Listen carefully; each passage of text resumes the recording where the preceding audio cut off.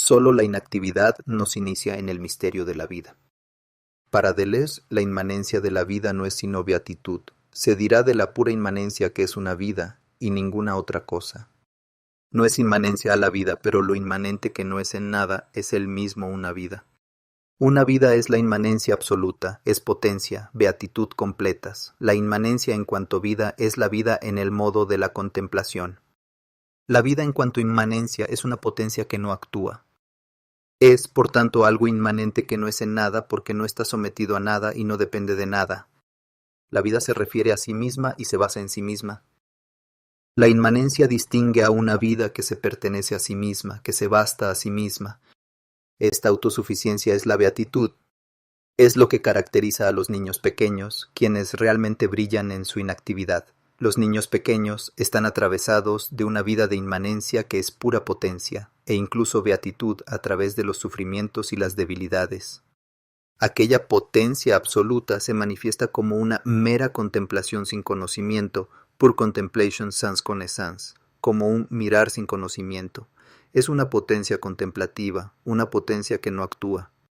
Los niños colmados de vida inmanente, de los que habla Deleuze, tienen puntos de contacto con los niños pequeñitos de Handke, que se pierden alegremente en la inactividad. Y todas las noches, aquí en Linares, he estado contemplando cómo se iban cansando los muchos niños pequeñitos. Ningún afán ya, las manos ya no cogen nada, juegan solo. El cansancio fundamental, etéreo, evocado por Handke en el ensayo sobre el cansancio se corresponde con la pura potencia que no actúa. Una oda de Píndaro a un cansado en lugar de a un vencedor, a la comunidad de Pentecostés, recibiendo al Espíritu Santo, a todos los apóstoles, me la imagino cansada. La inspiración del cansancio dice menos lo que hay que hacer que lo que hay que dejar. El cansancio etéreo de Handke es diferente de aquel cansancio profano que se entiende como impotencia, como incapacidad de hacer algo. En cuanto pura potencia no se somete a ningún para algo, a ninguna meta, a ningún propósito. El cansado hace algo, pero lo hace para nada.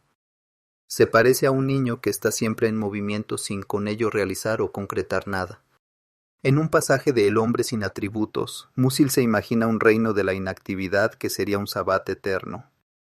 Un espíritu mágico de la inactividad pone al mundo en un estado de contemplación. Allí se debe permanecer completamente quieto. También debe desprenderse uno del entendimiento con el que se llevan a cabo los negocios. Se debe arrebatar al propio espíritu toda herramienta y evitar que sirva como una herramienta. Uno debe contenerse hasta que la cabeza, el corazón y los miembros sean puro silencio. Si se alcanza así el más elevado desapego, entonces se tocarán finalmente el afuera y el adentro, como si hubiera salido disparada la cuña que estaba dividiendo en partes al mundo. La mística clarísima de Musil provoca un estado diferente. Anula aquellas separaciones que aíslan las cosas entre sí. Las cosas se funden unas con otras como en un estado onírico. El paisaje de la inactividad no tiene fronteras divisorias. Las cosas se fusionan y se reconcilian. Se tornan mutuamente permeables y se penetran unas a otras. Diría que los detalles ya no poseen ese egoísmo suyo por medio del cual demandan nuestra atención, sino que están entrelazados de manera fraternal y literalmente íntima. El cansancio etéreo designa al espíritu en el modo de la contemplación. A la mirada del cansado se revela el mundo en estado de reconciliación. Todo junto es la fórmula de la reconciliación. Lo otro se convierte al mismo tiempo en yo. Los dos niños que hay aquí, bajo mis ojos cansados, esto es lo que yo soy ahora. Y el modo como la hermana mayor arrastra al hermano pequeño por el local produce al mismo tiempo un sentido, y tiene un valor, y no hay ninguna cosa que tenga más valor que otra. La lluvia que cae sobre el pulso del cansado tiene el mismo valor que la escena de los que caminan al otro lado del río, y es tan bueno como bello, y tiene que ser así, y así es como tiene que seguir siendo, y es, sobre todo, verdadero. El sentido más profundo de la verdad es el consenso de las cosas. La verdad y la belleza convergen en la amabilidad. En el paisaje de la inactividad las cosas se desposan. Esta resplandece. El espíritu en el modo de la inactividad es resplandor. Cézanne consigue casi siempre la boda, el enlace, de todo. El árbol se hace lluvia, el aire se torna piedra, una cosa tiende a la otra, la sonrisa en el paisaje campestre. En el paisaje de la inactividad nada se disocia de lo otro. Nada persiste en sí mismo o se aferra a sí mismo. El olor azul de los pinos, áspero, se combina con el olor de las piedras, el perfume del mármol lejano de la Sainte-Victoire, la resplandeciente amabilidad que recorre el paisaje de la inactividad de Cézanne despierta de una consonancia de las cosas. Todos los tonos se penetran, todos los volúmenes cambian al encajarse. Hay continuidad, las cosas entablan una relación sin rodeos, esos vasos, esos platos se hablan entre sí.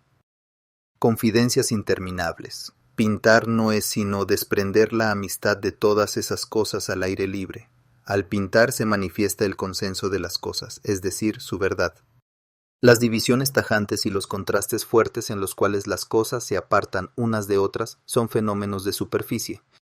En los estratos profundos del ser son superados. Son los propósitos y los juicios humanos los que destruyen la continuidad del ser. Así pues, escribe Cézanne, ¿por qué dividimos el mundo? ¿Será nuestro egoísmo que se refleja? Lo queremos todo para nuestro uso.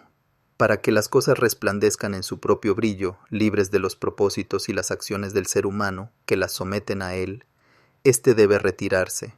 Vivimos sumergidos en un medio de objetos construidos por los hombres, entre utensilios, dentro de casas, en calles y ciudades, y la mayoría de las veces no los vemos más que a través de las acciones humanas, de las cuales pueden ser puntos de aplicación.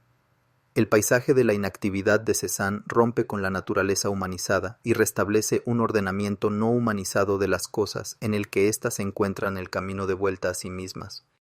De este modo, las manzanas de Cézanne no son aptas para el consumo.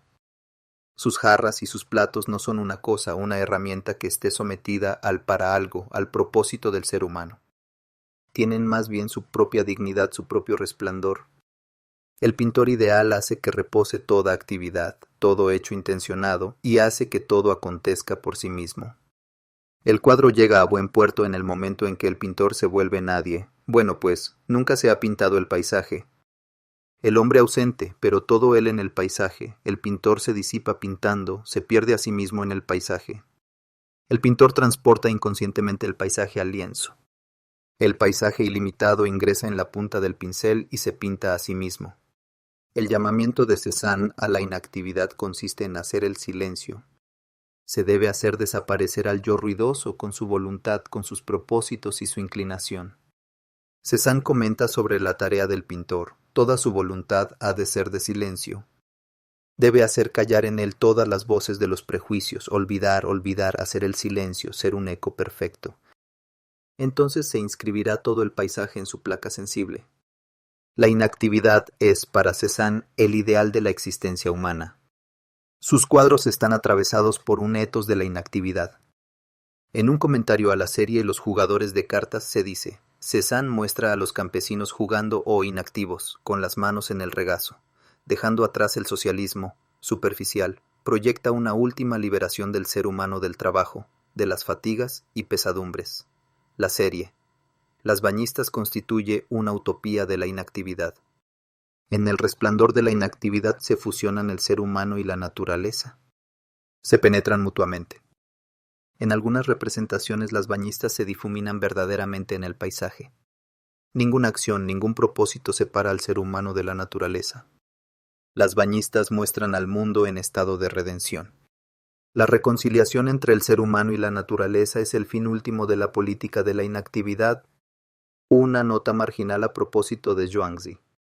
En una anécdota que se puede leer como si fuera una continuación de Sobre el teatro de marionetas, de Kleist, Zhuangzi se refiere a lo sucedido a un cocinero que resulta ser un experto en inactividad. Se ejercita en el no hacer. Usa las posibilidades que ya están latentes en las cosas, en lugar de intervenir activamente en ellas. Desmiembra bueyes guiando el cuchillo por los intersticios ya existentes en el cuerpo. Un buen cocinero, explica, casi nunca cambia el cuchillo, puesto que corta realmente con él. Un cocinero chapucero, por el contrario, cambia de cuchillo con mucha frecuencia, porque lo usa para partir con todas sus fuerzas. El cocinero de Chuangzi desmiembra bueyes sin el más mínimo esfuerzo. Me pongo en guardia y tomo mis precauciones. Muevo la hoja del cuchillo lentamente hasta que... ¡zas! De un solo corte la juntura se separa, el animal se descuartiza, se desploma como un montón de tierra. Chuangzi describe el desmembramiento como un acontecimiento espontáneo e inintencionado. Su cocinero está en rigor inactivo. Solamente asiste al acontecimiento al que él, por así decir, le da apenas un toque. Y cuando el buey cae en pedazos como por su propio impulso, él mismo se sorprende del portentoso acontecimiento que se ha desarrollado sin su intervención. El célebre pionero de la agricultura natural Masanobu Fukuoka traslada la doctrina de la inactividad de Chuangzi, de una manera consecuente, a su propia praxis. La llama agricultura del no hacer.